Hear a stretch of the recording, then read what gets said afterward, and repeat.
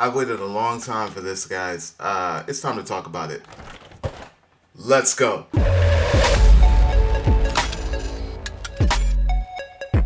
What's going on, everyone? Welcome to Klepcx FM, brought to you by CritiX.com, a place where we talk about movies, television, and pop culture. And if you're into that kind of thing, make sure you hit that subscribe key and that notification bell so you can be up to speed about everything that I talk about here. Now, ladies and gentlemen, boys and girls, we all have just had the opportunity to finally see the world premiere of Marvel Studios' Ms. Marvel.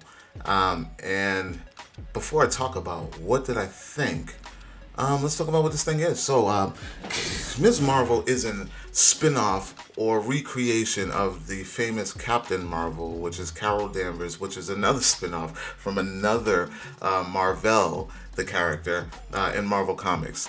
This comes out about 2012-2013, follows Kamala Khan, a Pakistani young lady from New Jersey. I am a huge fan of this comic. I always have been since the introduction of her, all the way into the cartoons. I'm not even gonna lie. This character is the reason that I kind of went back to cartoons, especially Marvel's cartoons, because we all know that Marvel's cartoons aren't really the best. But this series, the Marvel Rising, was fun. It was quirky. It was witty and fast paced and just the kind of cartoon style that I'm used to growing up in the 80s and the early 90s. So I really appreciated what they did with this character. Now, fast forward, this character, it connects with me because she represents all of us. And this is one of the reasons why I believe that most Marvel fans, or all Marvel fans, should really appreciate Kamala Khan, because I feel like she was created for us. She is the representation of the big fan, the big geek, the nerd, because she is one herself. Huge fan of the Avengers, huge fan of Iron Man, but more importantly, she's a huge fan of Captain Marvel. Now, let's talk about the series and what did I think. This is the first episode of, I believe it's going to be 6. I mean, that's Disney's thing, Marvel's thing. I'm not a fan, but this is their thing. So, going into it, I was very excited, very hyped, because I've heard good things about Iman Vellani, and I was impressed. I think the girl has the chops to bring this character to life. You can kind of see the slow pace in the first episode, a little bit too slow for me in the beginning, knowing the comics. So it just kind of I wanted to get to the origin. I know I was rushing and I wanted to push and I wanted to see the origin because I knew it was different. So I was anxious to see what was going to happen. So therefore, internally, I was like, come on, let's get to it. But there are some good elements in this thing. Character development, learning Kamala's family and friends, Bruno, for instance, learning her surroundings, her what she's growing up in, what's going on in her mind, her teachers, her school, the popular kids versus her not being popular. It's all there. It's all good. Just like the comics, straight from the pages. I thought that the origin, though, I know the MCU is different from the books. It's just still a little bit hard to swallow for me because maybe they'll tie up in the end. I'm thinking in my mind that possibly she could be related to the Eternals character that we know, that Kaman, is that his name? I can't remember his name. Names always escape me.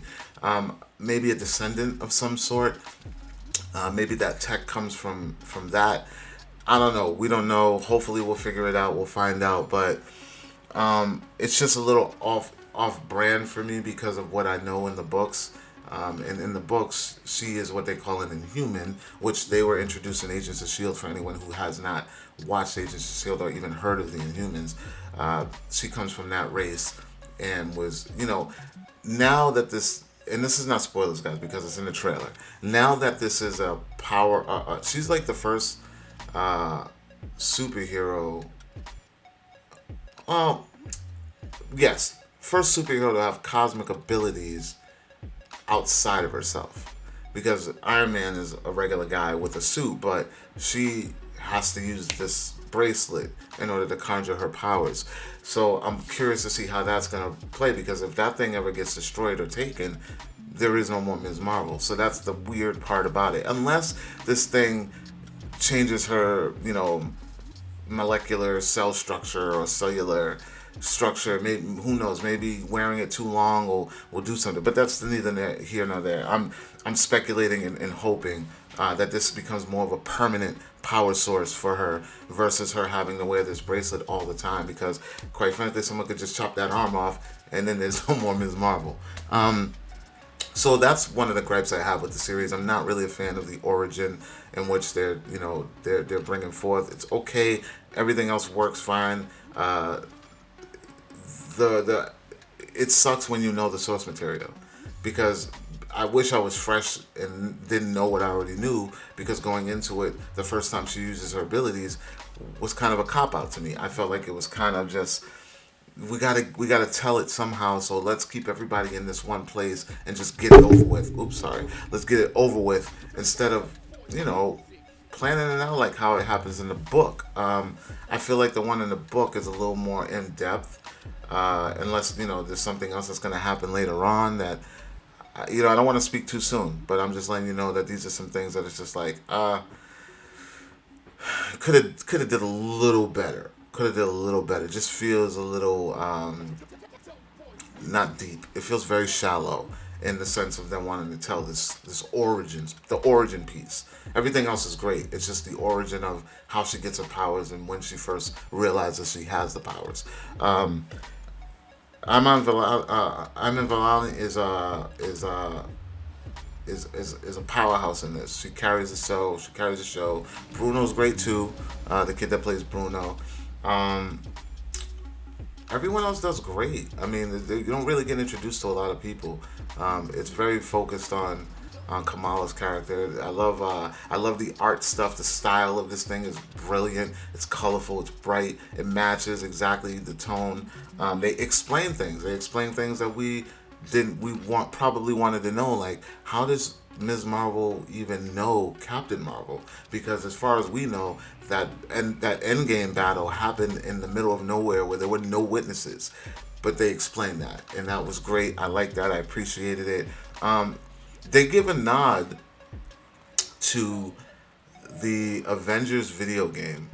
For those of you who haven't played it or have not played it, and you'll know what I'm talking about, there's an event happening in this series that is straight from the video game. I don't recall ever seeing it in the cartoons or in the comic, but I know that it's in the video game because it was like one of my favorite things, because like I said, she represents all of us. We are nerds, we are geeks, we love the Comic-Con world, the Comic-Con life. So the way that they incorporated this was very, very, very cool. Yeah, man, I mean, that's all I really gotta say. I mean, overall, I'm interested. I'm curious to see where this is going to go, because I love this character. I love the stories. I love the books, although it's a little different. I'm curious to see how it's going to tie up, and hopefully they will give us a little bit of origin about that bracelet there that she has. But yeah, guys, let me know what you thought. Did you see Captain Marvel? Are you interested in seeing it? What did you think? Did you love it? Did you hate it? Did you think they could have did better? Do you think that it was just perfect for the MCU's version? Yeah, like, comment, share. Make sure you subscribe. And for more movie news, television news, pop culture, guys, check out wearecritics.com. And I will talk to you all later. Peace.